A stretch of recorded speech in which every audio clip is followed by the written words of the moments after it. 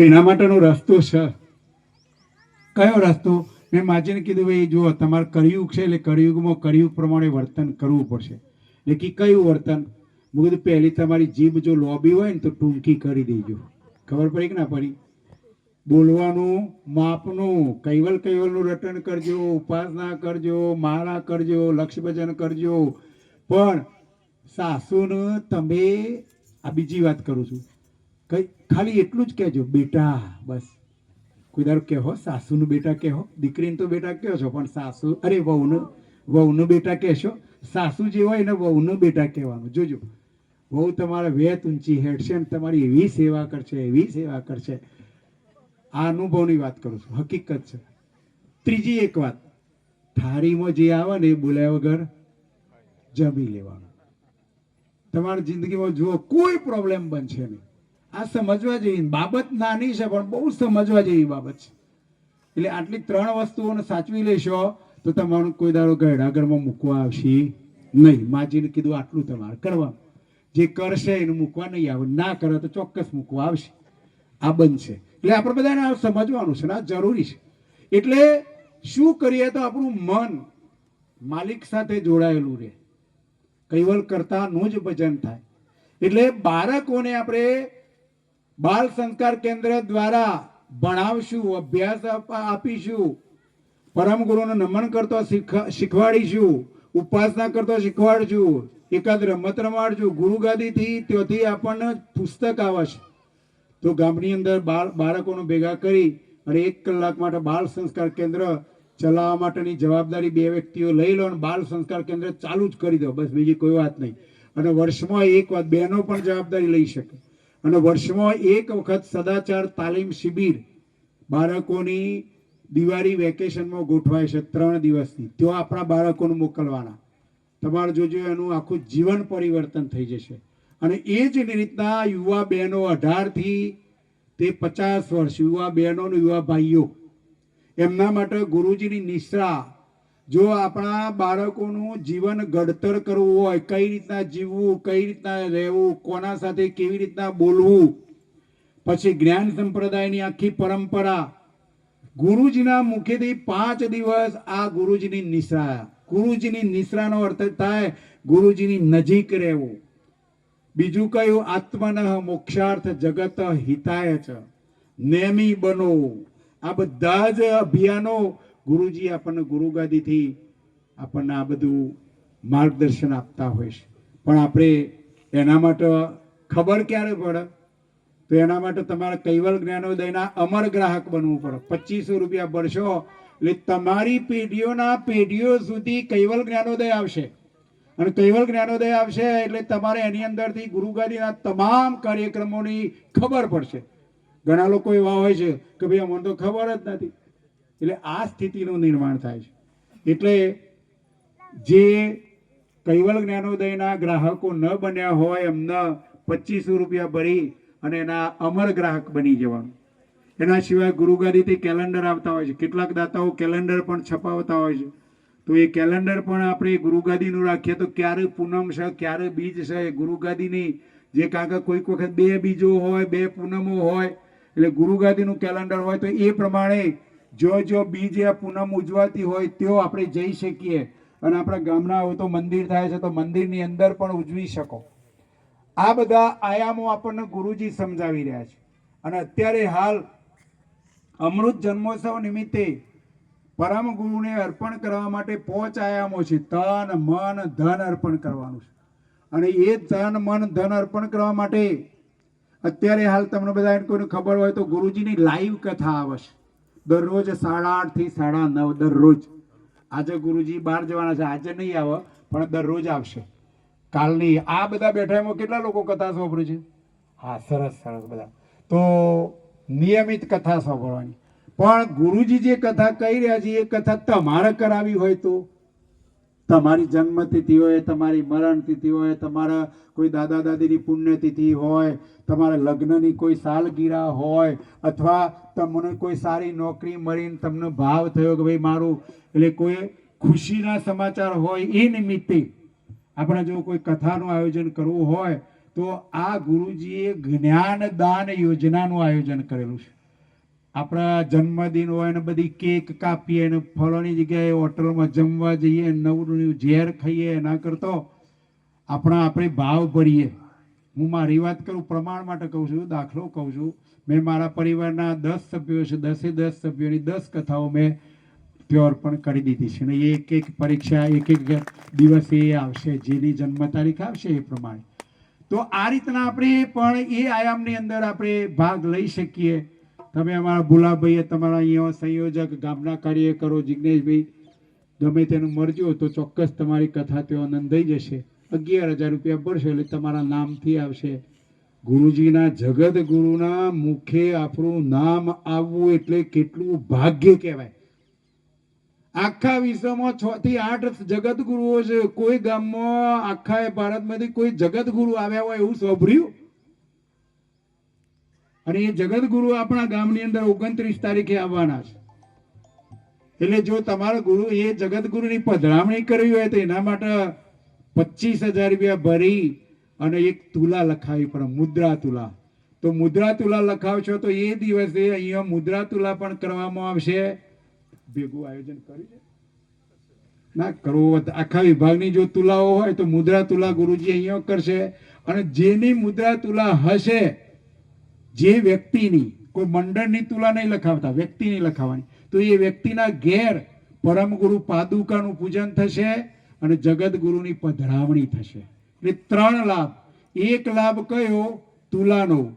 બીજો લાભ પરમ ગુરુની પાદુકાનું પૂજન તમારા ઘેર અને પધરામણી, અને જગત ગુરુની પધરામણી અને આરતીનો લાભ. 3 લાભ જે 25,000 રૂપિયા પરમ ગુરુને અર્પણ કરવાના છે. આ બીજો આયામ. ત્રીજો આયામ છે અમરદાડમ. બધા જાણતા હોય તો અમરદાડમ જે ભૂમિદાન, તેઓ ભૂમિ ખરીદવાની ચાલુ છે. તો ભૂમિદાન માટે આપણે જ કદાચ અમરદાડમ જઈએ તો બેસવા માટે 3 બાય 3 લઈને 9 ચોરસ ફૂટ, 10 ચોરસ ફૂટ જગ્યા જોઈએ. એટલે 10 ચોરસ ફૂટ જગ્યાના 1 ચોરસ ફૂટના 650 રૂપિયા છે. એટલે 10 ચોરસ ફૂટના 6,500 રૂપિયા જે ભરે એના માટે તેઓ કણે 10 ચોરસ ફૂટ ભૂમિદાનમાં એનું નામ લખી જાય. તો આ પણ આપણે તન, મન, ધન પરમ ગુરુને અર્પણ કરવાનું છે. તો આ 3 આયામો મેં બતાવી દીધા. બીજા 2 આયામો છે એ સામાન્ય છે, સેવાના છે. કે 2026-27માં ગુરુજી કદાચ તેઓ કણે આપણો કાર્યક્રમ, કદાચ નહીં, નક્કી ગોઠવવાનો છે. 5 દિવસનો કાર્યક્રમ અમૃત જન્મોત્સવનો ગોઠવવાનો છે. એટલે એ 5 દિવસના કાર્યક્રમની અંદર 10,000 ખુરશી ને 10,000 ડીશો. એ એક ડીશના 75 રૂપિયા. 10 ડીશો લખાવો તો 7,500, અને 5 ખુરશી લખાવો તો 3250, અને 10 લખાવો તો 6,500. આ પૈસા તમારે તેઓ ભરવાના. તમારા નામથી તેઓ ખુરશી આવશે અને ડીશો પણ આવશે. અને એ ડીશો અને ખુરશીઓ જ્યારે કાર્યક્રમ પૂરો થશે એટલે પ્રસાદીના રૂપમાં તમે જેને પૈસા ભર્યા છે એ પ્રસાદીના રૂપમાં તમને પાછું મળશે. એટલે એમાં કોઈનો ભાવ હોય તો એ પણ નોંધવાની શરૂઆત કરી દેજો. ભવ્ય કાર્યક્રમ થશે. આપણે એ કાર્યક્રમમાં જઈશું ત્યારે ખુરશી ઉપર બેસશું ત્યારે આપણને ગૌરવ થશે કે આમાં મારી 5 કે 10 ખુરશી મૂકેલી છે. અમરદાડમ જઈને બેસશું ત્યારે આપણને ખબર પડશે કે મારી અહીંયા 10 ચોરસ ફૂટ કે 100 ચોરસ ફૂટ જમીન દાન, ભૂમિદાન મેં કરેલું છે એવું ગૌરવ લઈશું. અને ડીશમાં જ્યારે જમશો ત્યારે પણ થશે કે આમાં મારી 10 ડીશો પણ છે. અને એ ડીશો અને ખુરશી તમારા ઘેર લાવશો એટલે યાદ રહેશે કાયમ માટે કે જો આ પેઢીઓ સુધી એ વસ્તુઓ છે ત્યાં સુધી યાદ આવશે કે અમૃત જન્મોત્સવની પ્રસાદી છે. તો ગુરુગાદી કોઈના તેઓ ઉઘરાણી નથી કરતી, યાદ રાખજો. ગુરુગાદીની અંદર સાર્ધ શતાબ્દી મહોત્સવ થયો ત્યારે કોઈ પાવતી બુક નહીં, કોઈને દાનની ઉઘરાણી કરવામાં આવતી નથી. પણ સંતો, મહંતો, આચાર્યો અને અમારા જેવા નરવેદ દીક્ષિત બંધુઓ પરમ ગુરુ પ્રત્યે ભાવ પેદા કરવાનો છે. અને ભાવ પેદા કરવા માટે કૈવલ કરતા બોલી રહ્યા છે કે આ સ્વરૂપને તન, મન, ધન જે અર્પણ કરશો એ બધી કૈવલ કરતા કે મને ખબર પડશે, અને મને ખબર પડશે એટલે હું એને અનેક ગણું કરીને પાછું આપું છું, અને સાથે સાથે અખંડ સુખ પણ આપું છું. અને વાત આ સાચી છે ભાઈ. દ્રષ્ટાંત સાથે આપણે સમજવાનો પ્રયત્ન કરીએ કે ભાઈ આ બહેનો શું કોઈ તારો વાર કપાવતી નથી, અને મારા ભાઈઓ છે એ દર મહિને વાર કપાવશે. કપાવો છો કે નહીં કપાવતા? દર મહિને. હવે 1 મહિનો થાય ને કપાવે એટલે 4 વગર વધે. 12 મહિના સુધી કપાવે તો 48 વગર થાય કે ના થાય? અને 100 વર્ષ જીવે તો 4800 વગર થાય. અને મારી બહેનો નથી કપાવતી તો 4800 વગર વધશે ના વધે. એક તૂટીને પછી અવરા રસ્તા ક્યાંક ગમે તો જતા રહેશે. અત્યારે બાલની કિંમત છે 1 કિલોના 25,000 રૂપિયા છે. બાલ લેવા વાળા આવતા હોય તો. આ તો ખાલી સમજવા માટે કહું છું.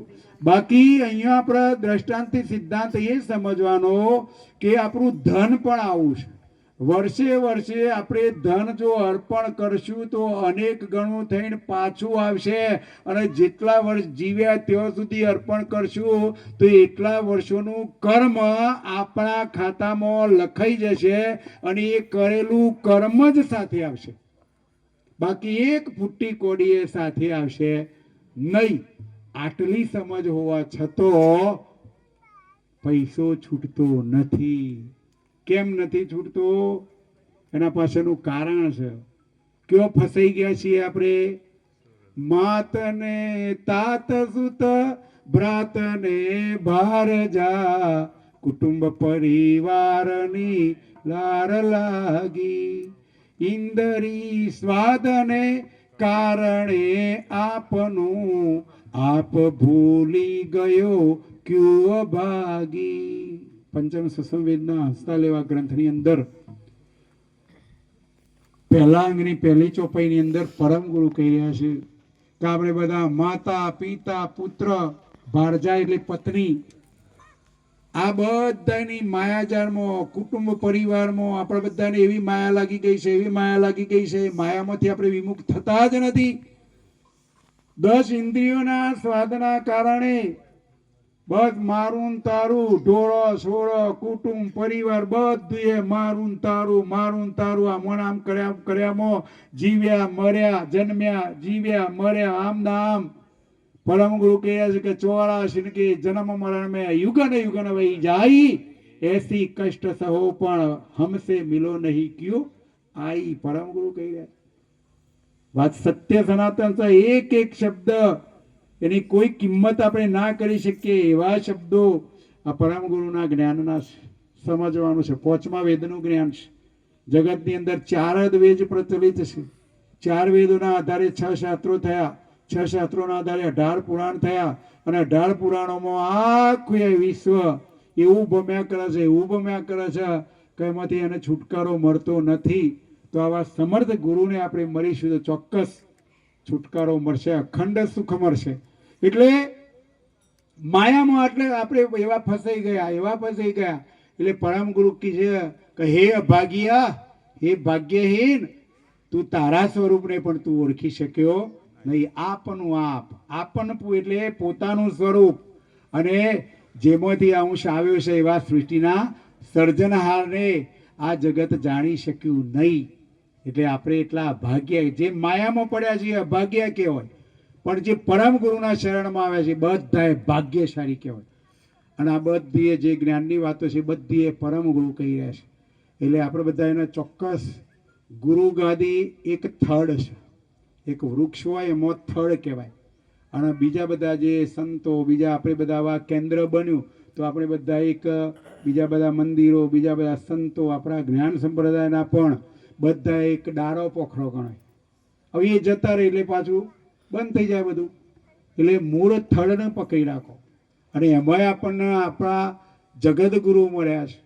અને જગતગુરુ મળ્યા છે એટલે તમારું ભાગ્ય ખુલી ગયું. તમારે બધું જે ધારશો, જે સંકલ્પ કરશો એ બધું પરિપૂર્ણ થશે, પણ બોલવાથી નહીં. દ્રઢ વિશ્વાસ, દ્રઢ આચરણ, દ્રઢ આપણી મનની ક્રિયાઓ, દ્રઢ ભાવ, અતિ ઉજાગ્રત ભાવ, 2 ટાઈમ ટુ ટાઈમ ઉપાસના, ઓછામાં ઓછી એક માળા, લક્ષ ભજન, આ બધું કરવું પડશે. કર્યા વગર કશું મળે નહીં, આટલું યાદ રાખો.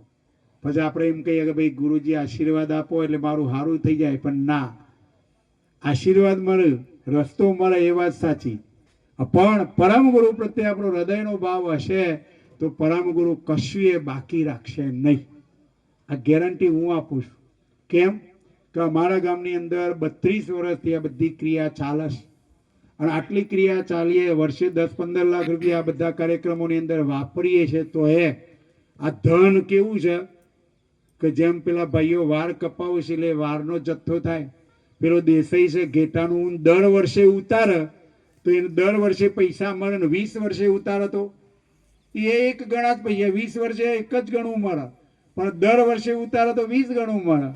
એમ અમે છેલ્લા 20 વર્ષથી આ બધી ક્રિયાઓ કરીએ છીએ. એટલે આ બધું કરતોય પૈસા વાપરવા છતોય પરમ ગુરુ પ્રત્યે બધાને એવો દ્રઢ ભાવ થયો છે અને અમારા વિસ્તારની અંદર બધાએ દાન પુણ્ય બાબતમાં બધી જ બાબતમાં એટલા સક્રિય થઈ ગયા છે કે ભાઈ 3 થી 5 જગ્યાએ આવા કાર્યક્રમો નિરંતર ચાલે છે.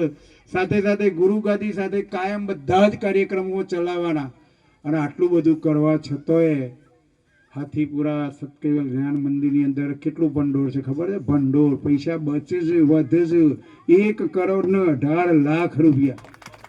આ વિચાર કરો તમે, વર્ષે 6 થી 8 લાખ રૂપિયા વ્યાજ આવે છે. એટલે અમે જે ઓબો આવ્યો છે એ ઓબો હવે કાયમ પાસેની પેઢીઓ કેરીઓ ખાસી પૈસા ભેગા ના કરવા પણ વર્ષે 8-10 લાખ રૂપિયા વ્યાજ આવે એટલે વ્યાજમાંથી બધું ચાલ્યા કરે. રજીસ્ટ્રેશન સંસ્થા બનાવી છે. તેલ લઈને તેલની ધાર જેવો વહીવટ રાખવાનો. તો કોઈ વસ્તુ અશક્ય નથી. અને આ બધી કૃપા આપણા પરમ ગુરુની, આપણા સપ્તમ કુવેરાચાર્ય જગતગુરુ શ્રી અવિચલ દેવાચાર્ય મહારાજના પગલા પડ્યા એટલે અમે આ શૂન્યમાંથી સર્જન થયું. અને આજની તારીખે આખા ગુજરાતની અંદર બધી જ જગ્યાએ અમે આ પ્રમાણ આપીએ છીએ અને એ પ્રમાણે આપણને બધા એને ફળ મળતું હોય છે. એટલે મનની અંદર દ્રષ્ટિ જે છે એને વિશાળ રાખો. મારો કહેવાનો ભાવાર્થ એ છે. અમે આયા મંદિરની અંદર સિંહાસન જોયું તો જરા હૃદયની અંદર એવું થયું કે ભાઈ ભલે જે થયું એ થયું, પણ થોડીક ભૂલ કરી કે ભાઈ તમે જો બીજા આપણા મંદિરોની અંદર તપાસ કરી હોત, નજર કરી હોત તો થોડું જાણવા મળત. અને હજી આ તો મેં તો સજેશન આપ્યું છે, પછી ગામના ભક્તો વિચારજો કે ભાઈ હજુ એ સિંહાસન તમારે બદલવું હોય તો બદલી શકાય. કારણ કે 8 ફૂટ પહોળી જગ્યા છે. ગુરુગાદીથી 8 ફૂટની લંબાઈમાં 3 સિંહાસનો મોટો સરસ આવશે. કદાચ ગુરુગાદીથી ત્યાંથી 3 ફોટા પણ તમને આપશે કદાચ તમારું આયોજન હોય તો. પછી થાય મનમાં કે ભાઈ તારે આ સિંહાસનને શું કરવું? તો આ સિંહાસન તમારું બીજું કોઈ માતાજીનું મંદિર કે બીજું ક્યાંય બનતું હોય તો ત્યાં કેવું કે ભાઈ મારા સિંહાસન વેચવાનું છે, જો વેચાય તો બરાબર. અથવા કોઈના ઘેર નવું ઘર બનતું હોય તો એના ઘેર જો મંદિર બનાવવું હોય તો એની અંદર પણ આ સિંહાસન મૂકી શકાય. જો મંદિર છે કોઈ દારો આ પહેલું ને છેલ્લું આ ગામ માટે. એટલે બધાએ વિચાર કરશો અને પરમ ગુરુ પ્રત્યે ભાવ પડશો તો તમને ગમે ત્યાંથી આ 1.5 લાખનું સિંહાસન આવે છે, ગમે ત્યાંથી દાતા તમને મળી જશે. અને કદાચ જો ગુરુજીની કૃપા થાય તો ગુરુજીએ આપી દી, કહેવાય નહીં, પણ તમારો ભાવ બધાનો હોવો જોઈએ. એના માટે હું નહીં બંધાતો, પણ આ તો કહું છું કે કદાચ આ તો ગુરુજી છે ભાઈ. એટલે તમારો ભાવ મહત્વનો છે. ભાવ પરમ ગુરુ પ્રત્યે ભાવ ભરવાનો. અને મેં આગળ કહ્યું પ્રમાણે ગુરુ ગાદી કોઈની જોડે દાન ભેટ ઉઘરાવતી નથી, કોઈ પાવતી બુક પણ છપાવતા નથી. પણ ગુરુ ગાદીના નિયમ પ્રમાણે ગુરુ ગાદીની અંદર જે કંઈ આપણે અર્પણ કરશું એ બધાની પાવતી મળે છે. એનો બધો હિસાબ કૈવલ જ્ઞાનોદયની અંદર કોને કોને દાન આપ્યું અને જે છપાયું ને જે ટ્રસ્ટમાં ગયું એ તો રજીસ્ટ્રેશન હિસાબ થાય જ. એટલે આ બધું આપણે વિચારવાનું છે. અને ચોક્કસ હું એક અનુભવ પ્રમાણે દાખલ, કારણ કે અમારા ઘણા બધા અનુયાયીઓ ભક્તો અમને મળે એટલે પ્રશ્નો કરતા હોય છે. કેવા પ્રશ્નો કરતા હોય છે? ભાઈ ગુરુ ગાદીથી ગુરુજીએ આપણને જ્ઞાન આપ્યું છે અને બીજાએ આપણે બધા સંતો જ્ઞાન આપ્યું છે, તો પછી એ જ્ઞાન બીજાના મુખથી એ કથા હોભરવામાં વધવું છે, આવું બધા કહેતા હોય છે. પણ હું એના માટે તમને એક દ્રષ્ટાંત આપું ને તમને સમજાવું, ના સમજવાની જરૂર છે કે ગુરુ ગાદી એ મૂળ થડ કહેવાય અને ગુરુ ગાદી એ સોનાનું પાત્ર કહેવાય. ગુરુ ગાદીના સંતો એ ચોદીનું પાત્ર કહેવાય અને ગુરુ ગાદીના દીક્ષિત નરવેદ દીક્ષિત બંધુઓ એ સ્ટીલનું પાત્ર ગણો કે પિત્તળનું પાત્ર ગણો, એ પાત્ર ગણાય. હવે તમને એક દાખલો આપું, એના પરથી બધાને સમજી લેવાનું છે બસ, બીજું હું કશું આગળ કહેવા નહીં માગતો. કે ભાઈ આપણા ઘેર આપણે પાણી પીવું હોય તો સોનાના વાસણમાં પાણી પીએ તો કેવી મજા આવે, ચોદીના વાસણમાં પાણી પીએ તો કેવી મજા આવે, સ્ટીલ કે પિત્તળના વાસણમાં પીએ તો કેવી મજા આવે, અને એ જ પાણી સંડાસ જવાના ડબલામાં પીએ તો કેવી મજા આવે. આપણે જ વિચારવાનું છે. એટલે ગુરુ ગાદીથી વિમુખ સંતો ગણો, ભક્તો ગણો, હરિજનો ગણો, બધા મેં પાત્રો તમને બતાવી દીધો, બસ તમારે સમજી લેવાનું છે. ગુરુ ગાદીથી જે થળથી જે વિમુખ થયા એની દશા અને એની દિશા બધું જ વેડફાઈ જશે. સમજી લેવાનું છે બસ. આમ હું તમને કંઈક પેલું ગુરુગાદી પ્રત્યે એક ભાવ પેદા થાય એટલા માટે દ્રષ્ટાંત સાથે, સિદ્ધાંત સાથે, પ્રમાણ સાથે, અનુમાન સાથે, અનુભવ સાથે, છેલ્લા 20 વર્ષના અનુભવ સાથેની આ બધી વાત કરું છું. અને માત્ર ને માત્ર આપણે સમર્પણ ગુરુગાદીને સમર્પણ કર્યું એટલે પરમ ગુરુને સમર્પણ કર્યું. કારણ કે પરમ ગુરુ ત્યાં પ્રગટ થયા છે અને પરમ ગુરુને સમર્પિત આપણે બન્યા એટલે ચોક્કસ પરમ ગુરુ તમારા મનમાં વસી જશે ને કશું એક કામ બાકી રાખતા નથી. આ હું ગેરંટી આપું છું. એટલે આપણે નિયમિત અભ્યાસ રાખો, નિયમિત ઉપાસના કરો, બાળકોને જોડો. અને મને એક દુઃખ પણ થાય છે કે આટલા બધા બેઠા છે એમાં 2-4 જણને જ ભાલ તિલક છે, બીજા કોઈને ભાલ તિલક જ નથી. તો ભાલ તિલક શા માટે એ પણ સમજવાની જરૂર છે. મેં જે આ ભાલ તિલક કર્યું છે એ ભાલ તિલક ચંદન અને કંકુ આ જ રીતના ભાલ તિલક કરવાનું. આપણા અંદર ઓહંગ અને સોહંગ જે પ્રણવ છે એ બે પ્રણવની એકતા કરવાની. અણીદાર ઓહંગ સોહંગ સચ્ચરણ યુગલ રૂપમ તમ નમામી મંત્ર બોલીએ એટલે આપણી દ્રષ્ટિ ક્યાં જવી જોઈએ? 14 તબકજીનો શિર પર ઓર 14 ઉપછાડ મધ્ય મહેલ કૈવલ કુલ સુગર સભોમ સગાડ. આપણી દ્રષ્ટિ ક્યાં જોડવાની? 14 લોકથી ઉપર. પણ ક્યારે જોડાય? ગોળ તિલક કર્યું હોય તો આ માયામાં હોય ના હોય રહો.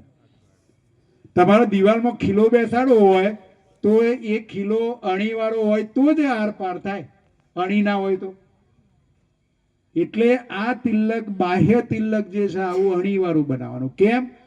અંદર અમર મંત્ર કરતો આપણે અણીવાળું ભાલ તિલક અંદરનું બનાવશું તો આ ઈંડ પિંડ અને બ્રહ્માંડ ફોડીને કૈવલ કરતા જો બિરાજમાન છે ત્યો આપણો અંશ પહોંચશે. આ તિલકની નિશાની છે. એટલે કાલથી શક્ય હોય તો આજથી પણ આ મેં બનાવ્યું છે એવું ભાલ તિલક ચોક્કસ કરજો. અને આ ભાલ તિલક કરશો તો ફાયદા કેટલા તમને 1-2 દ્રષ્ટાંતો આપું. હું હમણાં આવું એક પારાયણ કરીને અમે નીકળતા હતા તો અહીંયા આપણે બાકોરથી પછી બાબલિયા જઈએ તો બોર્ડર બદલાય છે. રાજસ્થાનમાંથી આવ્યા એવું થાય ને એટલે પેલા પોલીસવાળા ઊભા રાખે છે કે આ રાજસ્થાનથી આવ્યા છે એટલે કોઈક મોય બોટલો હસી. કારણ કે એવું જ લાગે ને, આપણે ગુજરાત પોલીસને તો એવું જ લાગે. એટલે અમને પેલા ડ્રાઈવરને કહે કે તમે લાયસન્સ આપો.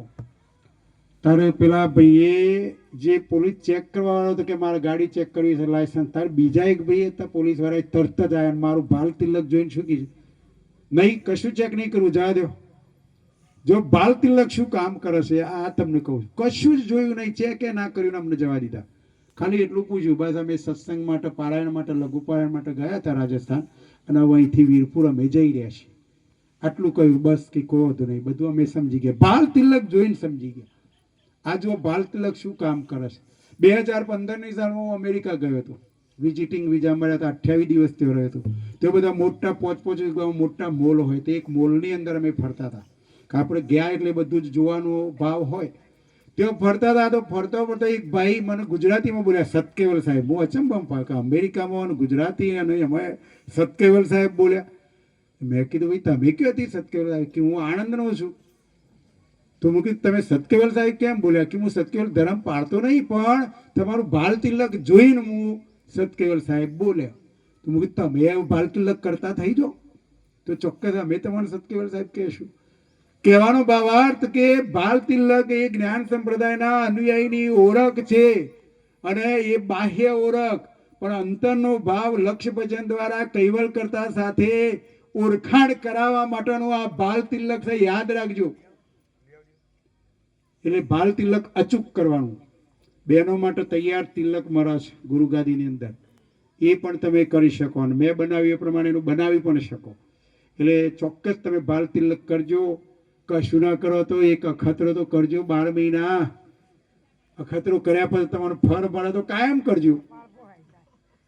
બાળકો પણ શાળામાં જો, સ્કૂલમાં જો, ગમે તે જો, પણ તમે જો બાલ તિલક કરશો તો હું ગેરંટી આપું છું કે તમારો 1લો નંબર પાસ થઈ જશો.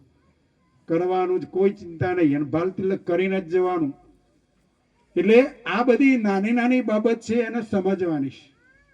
બીજું વિશાળ દ્રષ્ટિથી તમે જોવાનો પ્રયત્ન કરો કે સૃષ્ટિના સર્જનહારે પોતાના શુદ્ધ સત સંકલ્પની અંદર અરૂપ 78 તત્વો 6 વૃત્તિઓ દ્વારા 84 તત્વોનું મિશ્રણ કરીને અંકુર બીજ અને બિંદુ બીજ બનાવ્યા.